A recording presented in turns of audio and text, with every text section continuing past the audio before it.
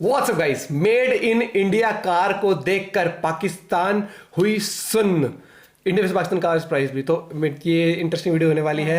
Original video का link है description में from the channel knowledge TV Hindi. तो आप और ऐसी अमेजिंग वीडियो सर्च कर सकते हो। और पहले वीडियो देखते हैं, फिर करते हैं बात। 1 2 3 and let's go. Made in India car देखकर पाकिस्तानी सन ने कहा, इंडियंस इतनी अच्छी कार बना लेते हैं और हम कुछ नहीं कर सकते। दोस्तों, हम कोई पाकिस्तान को नीचा दिखाने की कोशिश बिल्कुल नहीं करने वाले। हम तो केवल यहाँ आपको सच बताने वाले हैं। अगर आपको झूठ लगे तो कहिएगा जरूर। दोस्तों, आज भारत कार बनाने में या कोई भी व्हीकल बनाने में बहुत आगे निकल चुका है।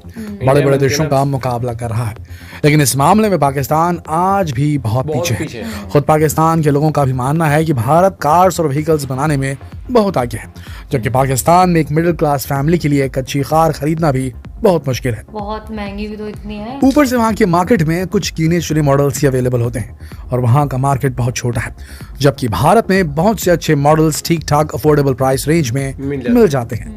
अब भारत की टाटा, महिंद्रा, स्कॉर्पियो और XUV 700 जैसी मेड इन इंडिया कार जो भारत में ही नहीं विदेशों में भी अच्छा बिजनेस कर रही हैं, उन्हें देखकर पाकिस्तानी काफी सन्न रह जाते हैं। चलिए आपको बताते हैं कि क्यों खुद पाकिस्तानी भी इंडियन व्हीकल्स के फैन हैं। पाकिस्तान में कौन सी ब्रांड की कार सबसे ज्यादा बिकती है, पाकिस्तान भारत से कितना पीछे है और क्यों। दोस्तों, YouTube पर आपको ऐसी कई वीडियोस मिल जाएंगे जहां आप इंडियन कार्स को लेकर और पाकिस्तानी कार्स को लेकर पाकिस्तानियों का रिएक्शन देख सकते हैं। पाकिस्तानी खुद भी मानते हैं कि पाकिस्तान को भी भारत से कुछ तो सीख ही लेना चाहिए, खासकर व्हीकल मार्केट के बारे में।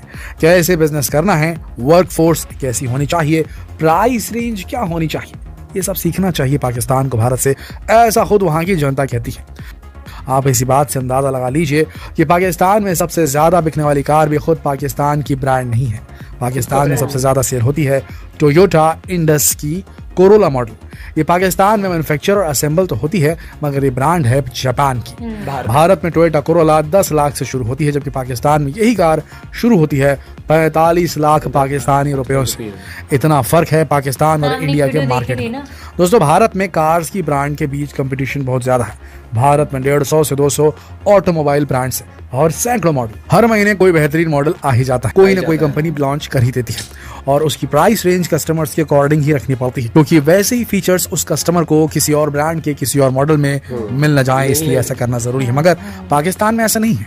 वहाँ जापान, चाइना और जर्मनी जैसी कंपनियों की ब्रांड्स हैं और वो भी अपने पुराने मॉडल्स को महंगे से महंगे मनमर्जी के दामों में सेल करते हैं, जिसे पाकिस्तान के ज्यादातर लोग अफोर्ड भी नहीं कर पाते। जबकि अगर पाकिस्तान भारत की ब्रांड को अपने देश में एंट्री दे दे, तब वो लोग ज्यादा फायदे में रहने वाले हैं, क्योंकि इंडियन कंपनीज के लिए पाकिस्तान में अपने मैन्युफैक्चरिंग प्लांट एस्टैब्लिश करना ज्यादा इजी होगा और पाकिस्तानियों को भी हर प्राइस रेंज में अच्छे फीचर्स वाली कार्स मिल जाएंगी।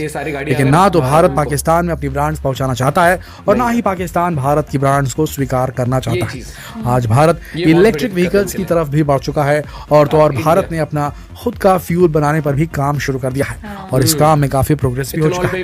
वहीं पाकिस्तान में आज तक भी ऐसी बाइक्स का इस्तेमाल होता है जो भारत में लगभग 30 साल पहले बिकती थी। भारत में जो बाइक्स बनाई जाती है उनकी इंटरनेशनल मार्केट में भी काफी डिमांड है, लेकिन पाकिस्तान के बाइक्स को लेकर खुद पाकिस्तान भी खुश नहीं रहता। खुद का फ्यूल बनाना तो दूर की बात है, पाकिस्तान में कोई भी ऐसी पाकिस्तानी कंपनी मौजूद नहीं है जो खुद के इलेक्ट्रिक व्हीकल्स बनाने पर काम कर रही हो। इसीलिए विदेशी ब्रांड्स 10-10 साल पुराने मॉडल भी पाकिस्तान में बेच देते हैं और वो भी महंगे दामों में। पाकिस्तान की first locally developed and manufactured EV car का नाम है NUR-E75, नूर E75 और आपको जानकर हैरानी होगी कि ये कार 2024 तक पाकिस्तान में लॉन्च होगी, जबकि भारत में ऑलरेडी इलेक्ट्रिक व्हीकल्स काफी पॉपुलर हो चुके हैं। उधर पाकिस्तान की सरकार भी अपने देश में किसी इन्वेंशन को या किसी भी बिजनेस को कोई सपोर्ट नहीं करती। ऊपर से पाकिस्तान बाहर से आने वाली कार्स पर इंपोर्ट ड्यूटी और टैक्स बहुत ज्यादा लगा देता है, जिससे उनकी कीमत बहुत ज्यादा बढ़ जाती है और इसे आम पाकिस्तानी अफोर्ड नहीं कर पाते। गवर्नमेंट की तरफ से ना कोई इन्वेस्टमेंट होती है और ना इन्वेस्टर्स को भी कोई सपोर्ट मिलता है, बल्कि उनके ऊपर लायबिलिटीज और लिमिटेशंस अलग लगा दी जाती हैं। पाकिस्तान में जो कंपनियां हैं, ना तो सरकार उन्हें कोई इंसेंटिव प्रोवाइड करती है, ना ही खुद वहां की बनाई हुई कार्स को खरीदती है। इसलिए मैन्युफैक्चरिंग प्लांट्स को सारा माल चीन और जापान जैसे देशों से इंपोर्ट करना पड़ता है और उसकी सारी कॉस्ट जो महंगी पड़ी है वो कार की कंज्यूमर से प्राइस ही वसूली जाती बढ़ जाती है और जबकि consumer भारत पे भारी सरकार ने खुद ही अनाउंसमेंट की हुई है कि अगर कोई कंपनी खुद का इको फ्रेंडली फ्यूल बनाती है तो सरकार उसे पूरा सपोर्ट करेगी और इन्वेस्ट भी करेगी। भारत की मेड इन इंडिया पॉलिसी के बाद कार मैन्युफैक्चरिंग कंपनीज ने टेक्नोलॉजी पर बहुत काम किया है। दोस्तों, आपको ये जानकर भी बड़ी हैरानी होगी कि पाकिस्तान में 2020 तक तो एक सिंगल कंपनी भी ऐसी नहीं थी जो अपनी खुद की कार बनाती हो। केवल मिलिट्री ही एक ऐसी ऑर्गेनाइजेशन थी जो अपने खुद के व्हीकल्स असेंबल करती थी और वहां के मिलिट्री व्हीकल्स भी कितने पिछड़े हुए हैं ये तो उन व्हीकल्स की फोटोज देखकर आप खुद ही अंदाजा लगा सकते हैं। दोस्तों, पाकिस्तान में 1998 से 2005 तक एडम मोटर कंपनी नाम से car manufacturing and assembling company हुआ करती थी जिसने पाकिस्तानी मार्केट में 3 मॉडल इंट्रोड्यूस किए थे। एडम रीवो जो एक फैमिली सिटी हैचबैक थी, दूसरा मॉडल था एडम बोल्टोरो, ये बेसिकली एक एसयूवी थी, और तीसरा मॉडल था एडम जबरदस्त जो कि एक मिनी ट्रक था। ये कंपनी जैसे तैसे 7 साल सरवाइव कर पाई, लेकिन इन 7 सालों में ना ही पाकिस्तानियों का ना वहाँ की गवर्नमेंट का इस कंपनी पर कोई ध्यान गया।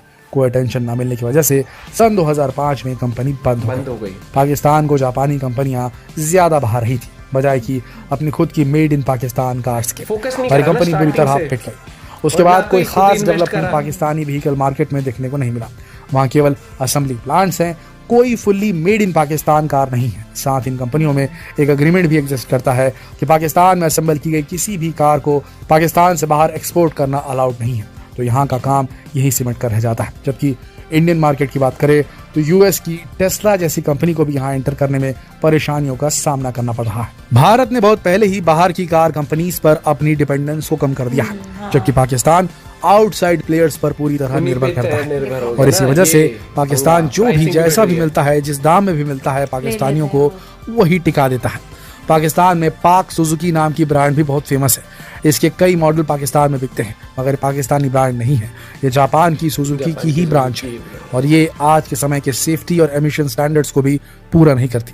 आज की तारीख में भी पाक सुजुकी का एक भी मॉडल एयरबैग तक भी ऑफर नहीं करता। सभी प्लांट्स में इंजन से लेकर गियर पार्ट्स तक सब कुछ इंपोर्ट किया जाता है और वो भी पुरानी टेक्नोलॉजी। वैसे भी ऐसी गाड़ियां बाहर खरीदेगा भी ना सेफ्टी स्टैंडर्ड्स, ना कोई फीचर्स और दाम इतने ज्यादा।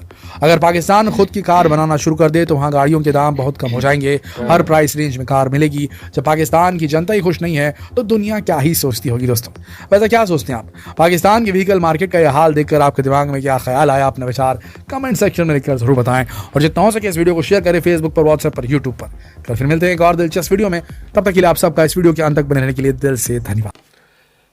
ये वाला पॉइंट है। एक तो उनको खुद की मैन्युफैक्चरिंग शुरू करनी पड़ी, खुद के ब्रांड्स को अपना थोड़ा सपोर्ट दिखाना पड़े, तो कंपनी खुद की जो बनाती थी वो भी बंद हो गई। और सबसे बड़ा रोल आता है गवर्नमेंट का। गवर्नमेंट वहां पर स्टेबिलिटी नहीं है गवर्नमेंट में, बहुत जल्दी आती है, कुछ होगा, साल 2 साल टिकती गवर्नमेंट फिर गिर जाती है। एक लंबा टेन्योर गवर्नमेंट का होना चाहिए। ये तो चाहे पाकिस्तान से अगर कोई वीडियो देख रहा हो वो भी एग्री करेगा, जब तक कि एक स्थिर सरकार नहीं आएगी तब तक के लिए ये चीज रहेंगी। और इंडिया में देखो ना भाई, इंडिया मेक इन इंडिया देखो, टाटा कितना तगड़ा इनिशिएटिव लेके काम करती है, महिंद्रा हो गई, गवर्नमेंट का भी साथ रहता है लेकिन खुद भी कंपनियां भी इनिशिएटिव लेके काम करती हैं। और वो आज के टाइम पर जहां वो 2024 में उनकी इलेक्ट्रिक गाड़ी आने वाली है, इंडिया की देख लो नेक्सॉन ऑलरेडी कितने साल से चल रही है और फोकस भी है। और टाटा ने अब कितनी सारी रेंज अनाउंस कर दी, दिखा दी है, लॉन्च कर दी है। तो ये चीज होता है एक कंट्री पे। सबसे पहले तो उसकी सरकार मैटर करती है कि उसकी गवर्नमेंट कैसी है, क्या उनका पॉइंट ऑफ व्यू, क्या इनिशिएटिव है। मुझे लग रहा है कहीं ना कहीं वहां की सरकार थोड़ा सा सोचती है कि इन्वेस्टमेंट करने से बेटर है जो बाहरी कंपनी आ रही है आन दो, उन पे इंपोर्ट ड्यूटीज लगाते रहेंगे, सरकार में थोड़ा पैसा आता रहेगा। वो चीज इतना महंगा है वहाँ पे। देखो भैया, सीधी सी बात है, जब तक आप किसी चीज में इन्वेस्ट नहीं करते तब तक आपको उससे फल नहीं मिलता। और वो चीज कहीं ना कहीं भी है। लेकिन वही वाली बात है, सरकार घूम फिर के वही बात है, सरकार स्टेबल नहीं है। सरकार स्टेबिलिटी जब तक नहीं आएगी, वो तब तक नहीं आएगी जब तक कि वो विश्वास जीतने वाली बात हो जाती है ना, वो वाली बात हो जाती है। थोड़ा सा डेमोक्रेटिकली भी स्ट्रांग होना पड़ेगा। वो कहते हैं डेमोक्रेसी, वो एक स्ट्रॉन्ग लेवल पर नहीं है पाकिस्तान में। ये वाली चीज मैं तो भैया कहता हूँ, बहुत लोग भी एग्री करेंगे इस बात में। बाकी आपका क्या पॉइंट ऑफ व्यू जरूर बताना। और ये चीज तो है, पाकिस्तान वाले भी कहते तो होंगे भैया कि इतनी बड़ी बड़ी गाड़ियां इंडिया में है और चाहे इंडिया ब्रांड्स की ही आ जाए वहां पर, टाटा की आ जाए, महिंद्रा की, लेकिन इंडियन गवर्नमेंट नहीं। और ठीक है वो चीज़, क्योंकि जहाँ पर रिश्ते उस तरीके के सही नहीं है तो वहाँ पर वो चीज़ करना बिल्कुल भी जायज़ नहीं है। बाकी एक स्टेटमेंट और आई थी अभी हाल ही में कि उन्होंने कहा कि हम इंडिया से बातचीत करना चाहते हैं लेकिन जब तक मोदी जी तब तक नहीं। मैंने कहा फिर तो भूल जाओ। हाँ। फिर तो नहीं हो सकती बात। तो मिलते हैं आपसे एक वीडियो के साथ। Till then bye, have a good day, take care.